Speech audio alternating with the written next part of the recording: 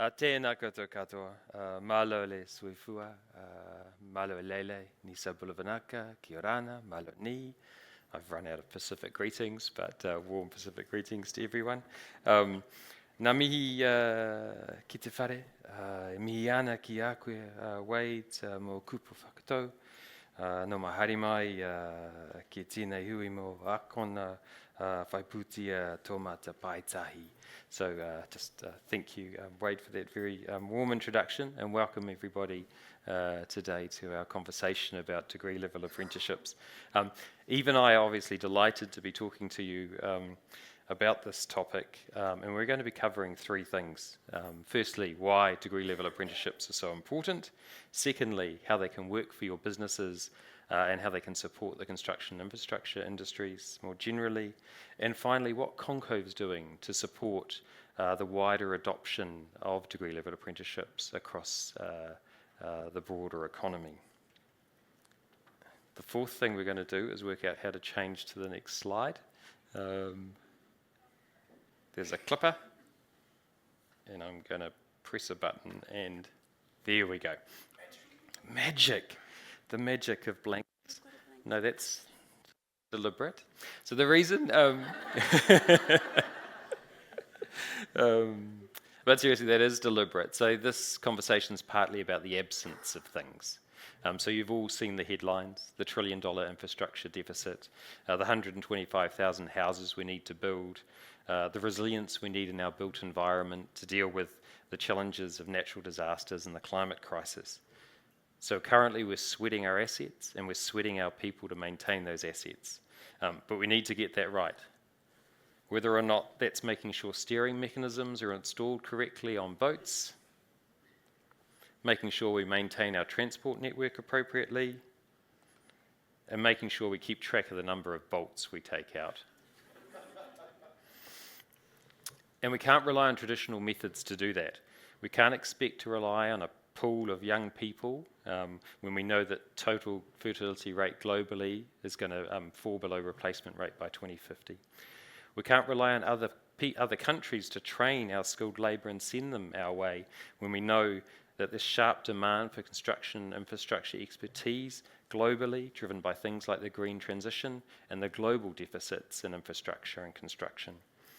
And we can't also, importantly, rely on the short window of opportunity we have currently to train people, particularly for undergraduate degrees, because we know if people don't start an undergraduate degree by the time they're 24 years of age, then their chance of doing so falls by about 80% by the time they're in their 30s, and by 96% by the time they're in their 40s. So, but most importantly, this is about a series of lost opportunities for our people, their whānau, and their communities, and the human capital development opportunities that are sitting untapped and unmet. But enough about the problems. Eve. Thanks, Brenden. So for those of you who were at our Christchurch event last year, you've heard me talk about this, but I'm going to do a quick recap for those of you who are joining us for the first time today. Before we can talk about degree apprenticeships, we're going to talk about what is an apprenticeship. I'm also going to talk about what degree apprenticeships are not. But first of all, what is an apprenticeship? Like many things in life, it really depends who you ask. For NZQA, they're not a thing. They don't exist. There's no such thing as a qualification on the framework called an apprenticeship. For the TEC, it's a level 4, 120 credit. That's it, no more, no less. For industry, it's any training that happens on the job. So for the purposes of our conversation today, I want you to keep in mind that an apprenticeship is a delivery mechanism. It's a way that we deliver training on job. That's all. What a degree apprenticeship is the same thing, but instead of achieving a level 4, 120 credits, you're achieving a degree. What degree apprenticeships are not, they are not duplication, and they are not a replacement for anything.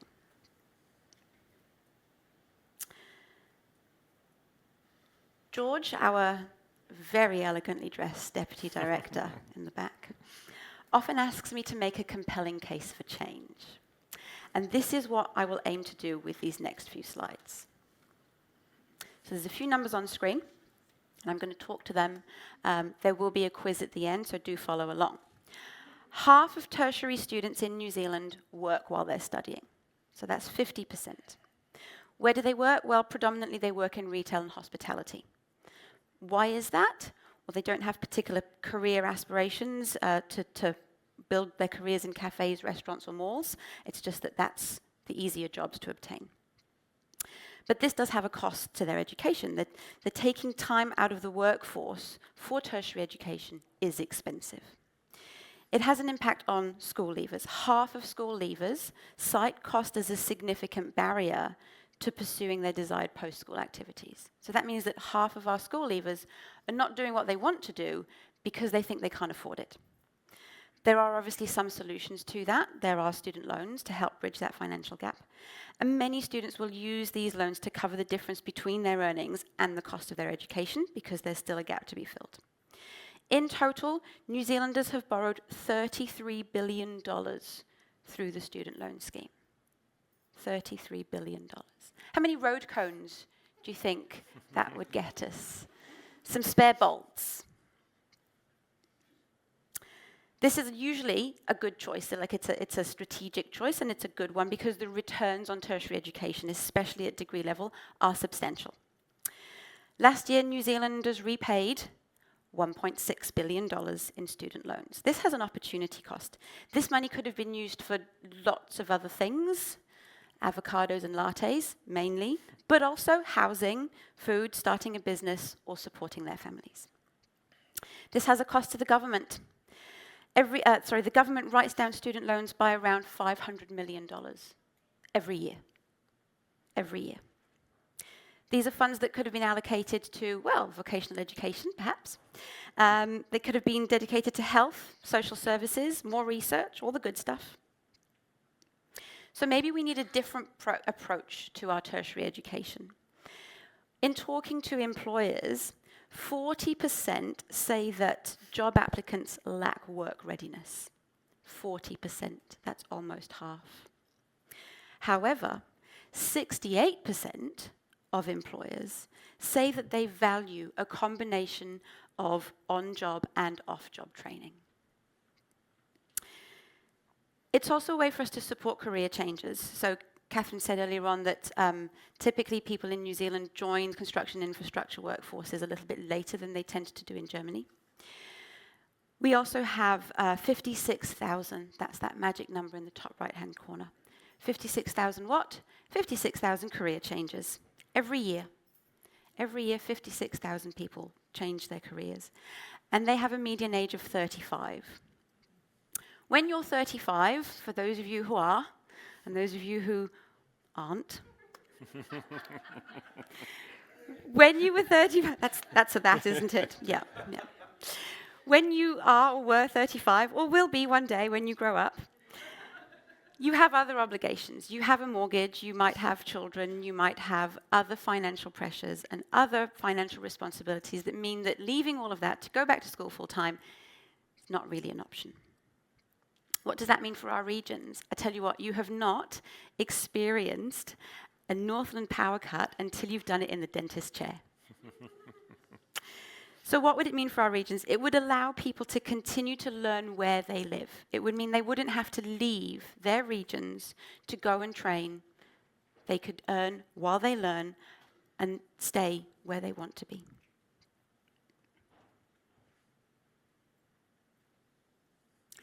How are we going to unravel this problem? Not unlike the Gordian knot in the image, we're not unraveling it. We're going to slice right through it. And how are we going to do that? Well, one solution is degree apprenticeships. New Zealand has a really strong background of learning on the job. There are nearly 140,000 people engaged in apprenticeships or industry training, mostly at levels 3 and 4. Why? Because that's the TEC rules. Many apprentices then become essential workers like electricians, plumbers, carpenters, all of the good jobs that we know are very important to solving the pictures that we saw at the start. Many professions requiring undergraduate degrees, such as engineers, surveyors, accountants, also benefit from work-integrated learning. In fact, about 60% of undergraduates at university are vocational degrees, and many students undertake work placements for their professional registration or work integrated learning. So my question to you is, why could you not become an accountant through an apprenticeship?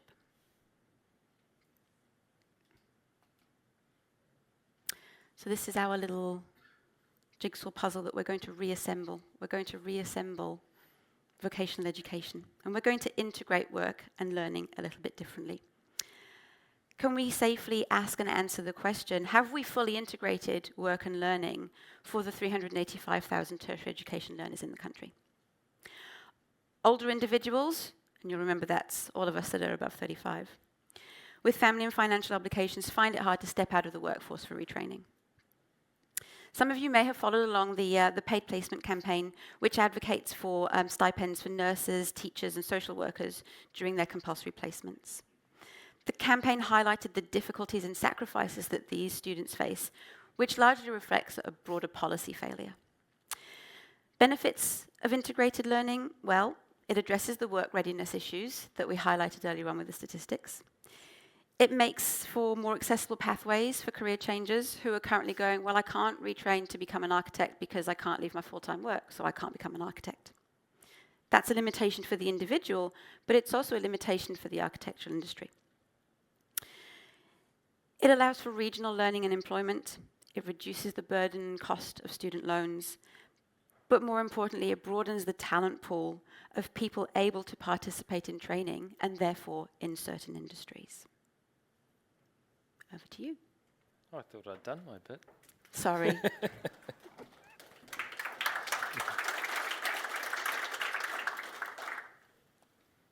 Thank you, Eve. So what are degree-level apprenticeships? So we'll do some basic definitional things. We propose the following definition. Degree-level apprenticeships involve people in employment undertaking a full-time program of study leading to an undergraduate degree that combines on-job and off-job education and training.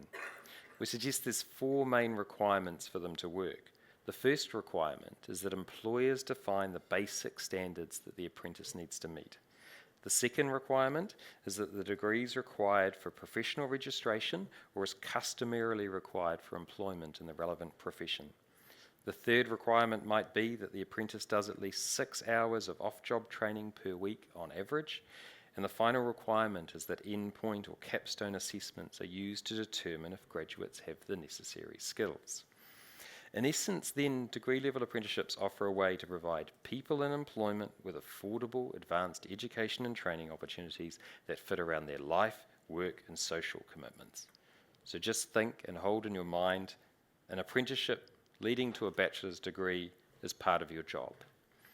As we know, apprenticeships offer a valid alternative to on-campus study with qualifications to match. Degree apprentices would still get the graduation experience, still receive their valuable qualification, but they carry with them the bonus of several years of work experience. But first and foremost, a degree apprenticeship is about a job with a substantial training and development of transferable skills well integrated. It's a way to earn and learn, gaining a real qualification, starting on a long-term career path, and giving the possibility of higher earnings. And no or less debt, because apprentices have been earning wages or salaries for the length of their apprenticeship. And it also carries with the other benefits that go along with employment, your superannuation, your paid leave, and all the other employment rights that you have. While degree-level apprenticeships will be valuable to school leavers, they matter most to those 56,000 career changers that we've been talking about. With an average age of 35 years, as Eve has indicated, they need training solutions that fit around their lives. Degree-level apprentices will spend most of their week at work watching, learning, and doing all the things that employees are expected to do. They'll learn from others in the business and typically work closely with someone more senior who'll coach them and monitor them and support them with their progress. Employers, for their part, will get greater influence over the academic and vocational education system, addressing concerns about the employability of new graduates, widening their potential talent pool, and attracting better skilled employees. Development opportunities like degree-level apprenticeships can help to enhance the performance of employees, promote innovative thinking in the workforce, upskill staff, and enable the recruitment from the existing workforce, all helping employers to fill skills gaps and retain existing staff. Tertiary education organisations, for their part, should benefit from the opportunity to access new markets for learners, enrich the overall curriculum, build connections and networks with employers, gain access to opportunities for research, and create a strategic platform for innovative programs and help to creatively disrupt existing models of teaching and learning. And society as a whole can benefit from the potential to support social mobility, address skills needs, improve productivity, and boost regional economies. We're in outer space now. So what's ConCOVE doing? So as you know, ConCOVE is all about supporting systems change. So degree level apprenticeships are an important opportunity to do three key things. The first thing is about strengthening the alignment between the construction infrastructure sector and the tertiary education system. The second thing is about creating new pathways for new and current employees to upskill. And the third thing is to develop a concept that's got considerable potential to be applied across the economy. We're working with industry associations and tertiary education organisations to deliver at least 3 comparative pilots.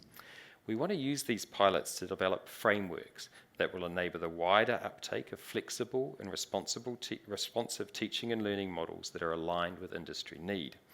We expect the pilots are going to surface things that need to change across policy, regulatory, quality assurance, and funding settings. So we'll be working with government to see how we can make these changes to contribute to the mainstream adoption of degree-level apprenticeships over time. How do we know it's going to work? Well, we've got the model in England. 1 in 5 apprentices in England are studying and working at degree level, which if you translate to the New Zealand experience is about 28,000 learners. We've already had at least 2 degree level apprenticeships launched in New Zealand, and there are many innovative undergraduate programs already on offer that have many of the characteristics we've talked about earlier.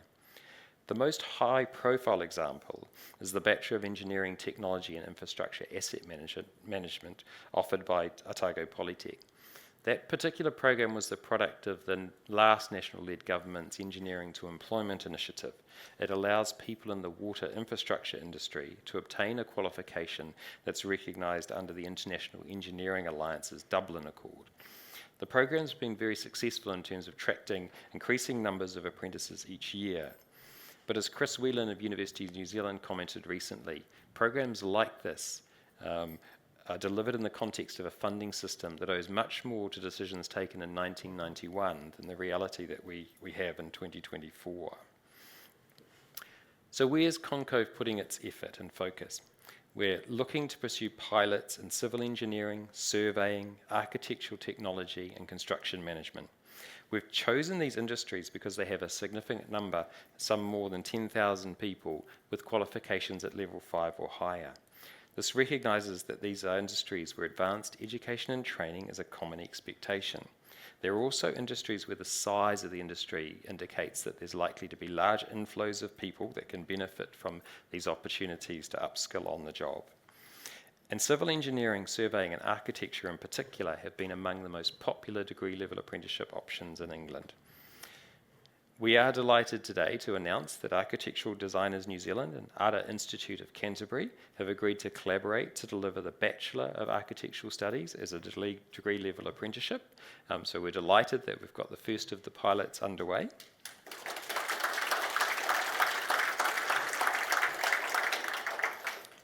We've also received firm commitments from the New Zealand Institute of Building Surveyors and the New Zealand Institute of Building, as well as strong interest from a number of other industry associations to pursue this opportunity. And we're in the process of working with tertiary education organisations to partner them up, and we look forward to announcing further pilots in the coming weeks.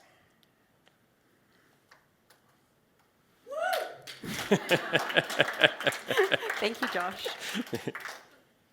And I do want to particularly acknowledge Josh, because I know you've been an advocate for degree-level apprenticeships at a range of industries, and your applause and support more generally for the mahi, particularly acknowledge that, so thank you. What specifically are we doing with these pilots? Well, we want to achieve 4 things from the broader program of work. The first thing is the delivery of these new degree-level apprenticeship programs from early in 2026. The second thing is those changes to the policy, regulatory, quality assurance and funding settings for tertiary education so that it's organised in a way that makes degree level apprenticeships easy to pursue. The third thing is we're building a toolkit so that employers, industries and tertiary education organisations that are interested in developing their own degree level apprenticeships have got a leg up. And the fourth thing is to answer a series of questions. So we want to know, how do we fund them, who pays and when, what's the best and most efficient way to get program approval, how do we best support learner engagement, and how do we best support engagement with small and medium-sized enterprises, how long should they take to complete, what are the exit points that you need, and how should the capstone assessment process work, and how do we monitor the progress and impact of degree level apprenticeships as a whole. As we've indicated, none of this is about changing existing trades training and apprenticeships. It's about providing another opportunity for people, particularly in those industries that don't have a culture of apprenticeships and worked integrated learning already. You might be asking yourselves though, that all sounds pretty good, but it sounds like a big ask. So why do we think we can pull this transformation off? Well, we've done this before in New Zealand. Before the 1990s, we had something like 10 to 15,000 apprentices every year. The Birch reforms in the 1990s brought about what you could characterise as a democratisation of industry training, with, I think, at peak 53 industry training organisations, some of you will remember, close to industry, and the foundation for what became a vibrant system of more than 150,000 apprentices and industry trainees. The 2000s saw the modern apprenticeship program, which really reset the status of apprenticeships in New Zealand. And then investments made as part of the pandemic response saw at their peak some 85,000 apprentices training. We think degree level apprenticeships offer the opportunity to make another step change in workplace-based training, bringing together our collective expertise, much of it in this room, about how you organise training for people in employment, and our world-class tertiary education and vocational education and training systems. So this presentation is as much about inviting you on this journey to unlock the potential that already exists. We want to build on the strengths that are already there and lift apprenticeship training across the country. So how can you be involved? Well, first of all, we're looking for TEO partners with an appetite to deliver undergraduate degrees in a new way. We're looking for employers with an appetite to strengthen their own internal training systems and work more closely with tertiary education providers. Eve and I are here, so we'd welcome the opportunity to talk with you at the breaks. We'd obviously welcome any questions if we've got time for them. Our contact details will be in the slide pack that gets sent out after the conference. And you can, of course, keep track of progress through the ConCOVE website, and we'll be updating through regular project updates as the program progresses. But fundamentally, we're interested in talking with anyone with an interest in degree level apprenticeships, and we welcome you on this exciting journey with us. Kia ora. Kia ora.